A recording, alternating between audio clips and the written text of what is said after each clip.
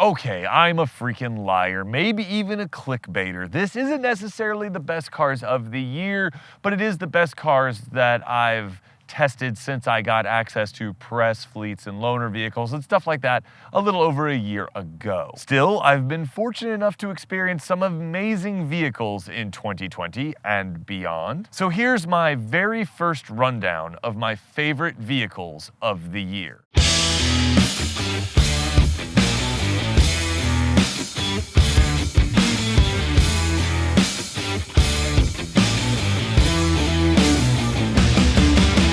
I'd love to make this a regular event, maybe every single January, looking back at the previous year's tests to see which are my favorite vehicles in a variety of categories. Hopefully in the future, there'll be far more vehicles, especially ones that come from the Germans, because they still haven't granted me access to their press fleets yet. So how about for 2021, we make a point to say, hey, German automakers, give Jax access to your press fleets. I promise to only say nice things. I don't promise that at all, actually. For clarity, I've divided this into categories based on the vehicles that I've tested, and I will refrain from giving opinions, I know that's weird for me, right, on any vehicles that I have not explicitly driven or had my hands on in 2020. However, I will give my opinion about vehicles that I would choose as an enthusiast that might differ from the vehicles that I think are sort of objectively the best in each category. Does that make sense? Here, let me show you, starting off with one of the most popular categories of vehicles on the market.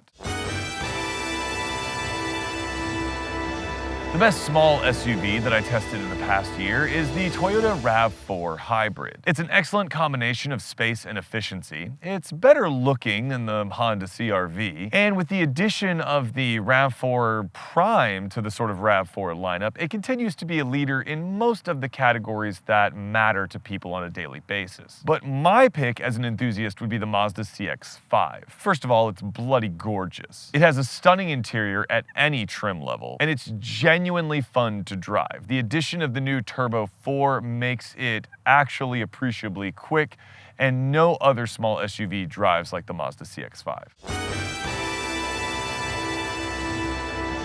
The best all-around SUV from the past year is still easily the Kia Telluride. It's the ideal blend of style, luxury, and value, and it's pretty much perfectly sized for a family of 4 or maybe even 5. If you're looking for something in this category, do yourself a favor and get a Kia Telluride. You really can't go wrong at any trim level. That being said, my personal favorite SUV was the ridiculously capable and ultimately endearing and lovable Toyota 4Runner Venture Edition. I don't care how much of an absolute poser I would be if I owned one. I just adore that SUV. It looks fantastic and it's everything a real SUV should be. But Mrs. Jax kind of fell hard for one of the other SUVs that we had to test. I'll let her explain. Okay, so I'm supposed to talk about my favorite SUV, I guess, that my husband tested this past year, and it was by far, no offense to my Suburban that I love more than anything, the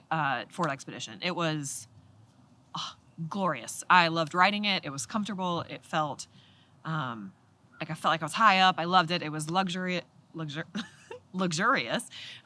I just loved everything about it. That was by far the car that I would have purchased in the past year until I reviewed the Tahoe.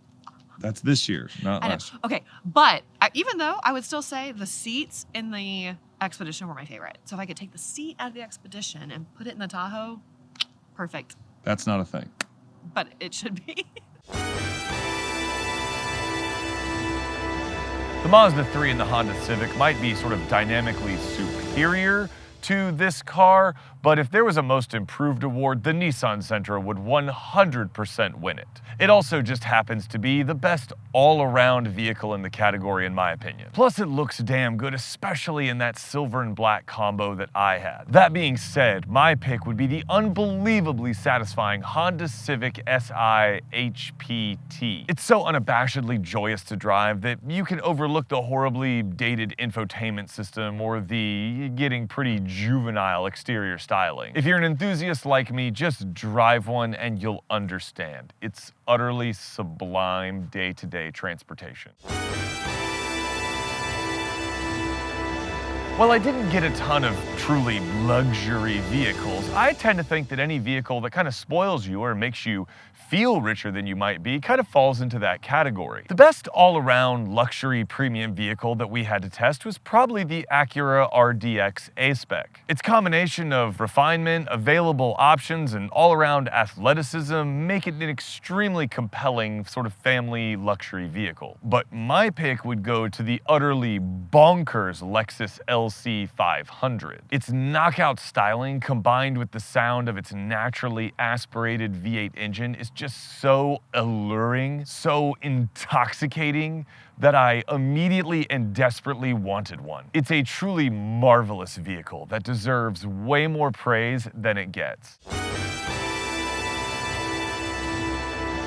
Uh-oh, here we go into controversial territory. I might as well just have a category called Best EV and then list every Tesla and watch people's heads explode in the comments. Anyway, the best pickup truck that I had the pleasure of driving was easily GMC's Sierra AT4 Edition with the Duramax diesel engine. That part's important. The powertrain and available technology are really incredible in this class of vehicle, and on top of all that, it drives pretty darn well too. Especially for a full-size pickup riding on a lift with Rancho shocks. It was very impressive, very controlled, and just an all-around excellent truck. The only letdown, honestly, is the lackluster interior, but in every other way, especially with that surprisingly competent diesel powertrain, the Sierra AT4 Edition wins this category hands down for me. It's the real deal and the total package.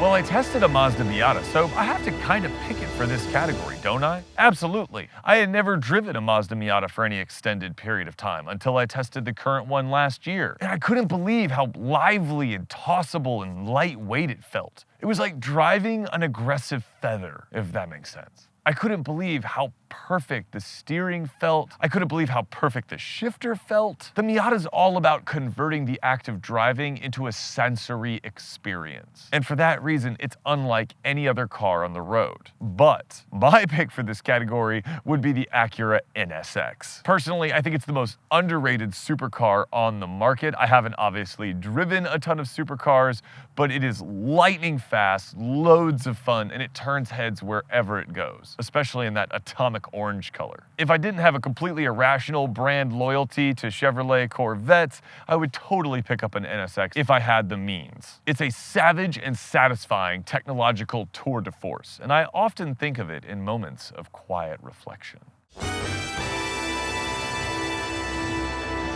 Nearing the end of the list, I've got to give a shout out to the vehicles that most surprised me during the past year and a half. And two come to mind. The first, more practical pick would be the Lincoln Corsair SUV. Its combination of sort of American-style luxury with a refined driving experience that had a lot more substance and ran a lot deeper than I was expecting. It's a really solid luxury SUV. But the one that I wanted to hate on so badly that I wanted to play into all of the memes and all of the internet hate, but it completely flipped the script on me, was by far and away the Toyota Supra. All BMW and exterior styling jokes aside, its powertrain is utterly phenomenal and it's easy to live with on a day-to-day basis. I don't think that I would ever buy one personally, but I certainly have a ton of respect for it now. And I can understand those that would buy one.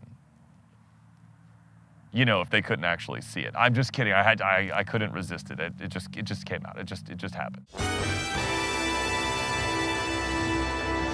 And now the moment you've all been waiting for, assuming that you didn't click away to see whatever Throttle House was up to. Of all the test cars that I've had since I started kind of taking this YouTube channel more seriously, one sticks with me more than any other, partially because it's one of my favorite cars that I actually could sort of afford to drive. It's insanely fun, brutally fast, unbelievably sharp, and I could even take the family somewhere in it. Of course, I'm talking about the Honda Civic Type R. And I know what you're saying.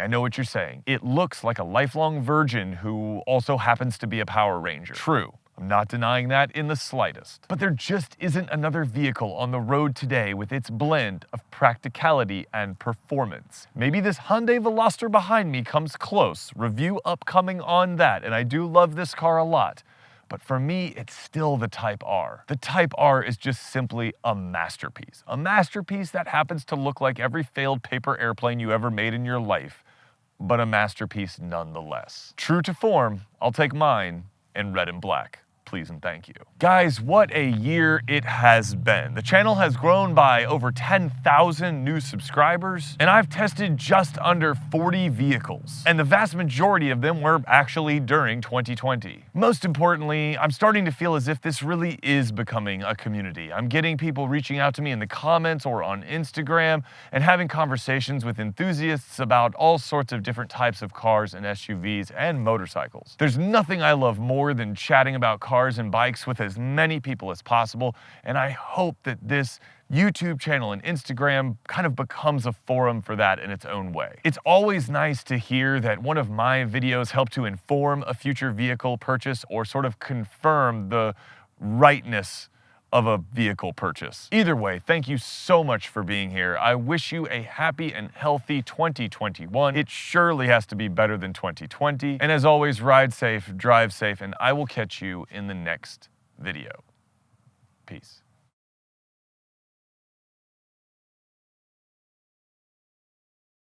Oh yes, please drive right by with your copyrighted music.